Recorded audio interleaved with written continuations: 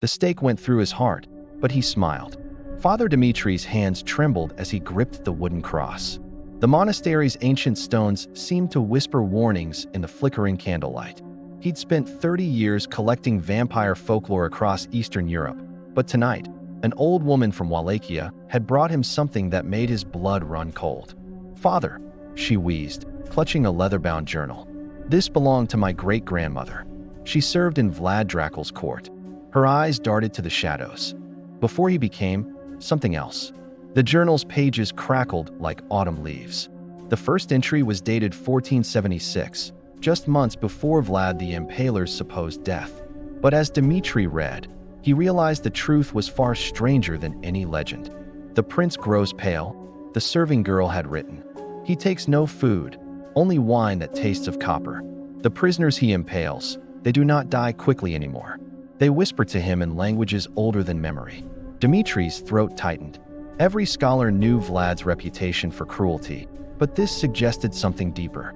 Something that connected the historical figure to the vampire myths that would later inspire Bram Stoker's Dracula. The old woman leaned closer. "Keep reading, Father. The worst is yet to come. Last night, I saw him in the dungeon." The next entry continued. "A Turkish prisoner hung dying on the stake, and the prince, he drank from the man's wounds.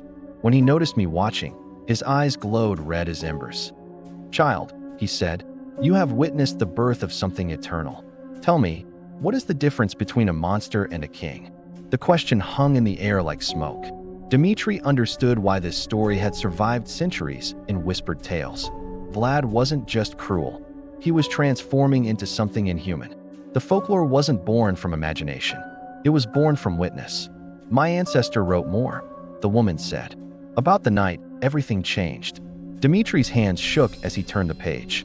The handwriting grew erratic, desperate. 'The siege is lost. Ottoman forces surround the castle. But the prince shows no fear. He told me tonight, death is merely a doorway, child. And I have found another way through.' He led me to the crypt beneath the castle, where strange symbols covered every stone. 'My ancestors made a bargain centuries ago,' he whispered. 'In exchange for power over death itself, they offered their humanity. Tonight, I complete what they began.' A chill crept up Dimitri's spine. The story aligned with dozens of similar tales he'd collected. Vampires weren't just mythical creatures. They were the result of ancient pacts, desperate choices made by rulers who refused to accept mortality. But the serving girl's account took an unexpected turn. I watched him perform the ritual. Blood, ancient words, artifacts older than Christianity. When it finished, he collapsed. I thought he was dead. Then his eyes opened, and they were no longer human. 'But Father, here is what haunts me most,' he wept. Even as a monster, Prince Vlad wept for what he had lost. The passage revealed something profound about vampire legends. They weren't just stories about evil creatures. They were cautionary tales about the price of power, about leaders so afraid of losing control that they sacrificed their souls. The real horror wasn't the monster. It was the humanity that chose to become one. 'There's more,' the old woman whispered. For 3 days, he remained in the crypt, learning his new nature. On the 4th day, Turkish soldiers broke through our defenses. They found his body and declared victory. But I knew better. As they prepared to display his severed head, I saw him in the shadows, watching. He had let them think they'd won. The prince was already planning his return. Dimitri felt his worldview shifting. Historical accounts claimed Vlad died in 1476, but this suggested he'd orchestrated his own disappearance. The vampire legends weren't about his death, they were about his rebirth. The final entries grew more disturbing. He visits me in dreams now. Each night, he shows me visions of the future. I see him wandering Europe for centuries, sometimes as a nobleman, sometimes as a scholar, always searching for something. I traded my soul for immortality, he tells me, but I never expected the loneliness. Every person I might love will age and die while I remain unchanged. Tell me, child, what good is eternal life if it must be lived alone? The question struck Dimitri like a physical blow. He'd spent decades studying vampire folklore, but he'd never considered the emotional reality behind the myths. These weren't stories about supernatural predators.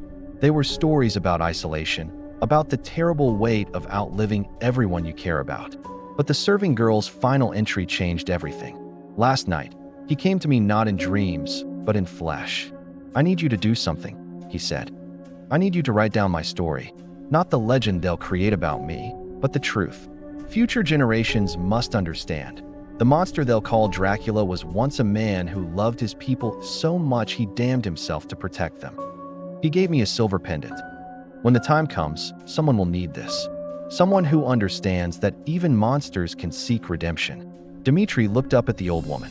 She was holding an identical silver pendant, its surface engraved with symbols that seemed to pulse in the candlelight.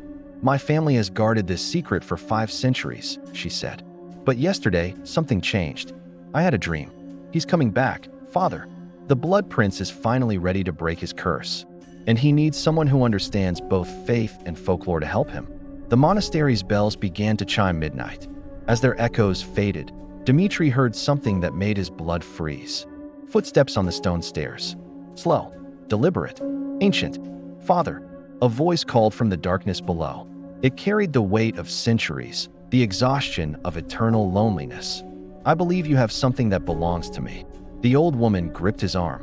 Remember, Father, he's not the monster they made him out to be. He's a man who's been carrying an impossible burden for 500 years. The footsteps grew closer. Dimitri clutched the pendant and the journal, understanding that everything he'd learned about vampire legends was about to be tested. The real question wasn't whether monsters existed. The question was whether they could find their way back to being human. The door creaked open, and in walked a figure that history had declared dead centuries ago, his eyes holding both the wisdom of ages and the desperate hope of someone who'd finally found a chance at salvation. Father, Vlad said, his voice barely a whisper, I'm ready to confess.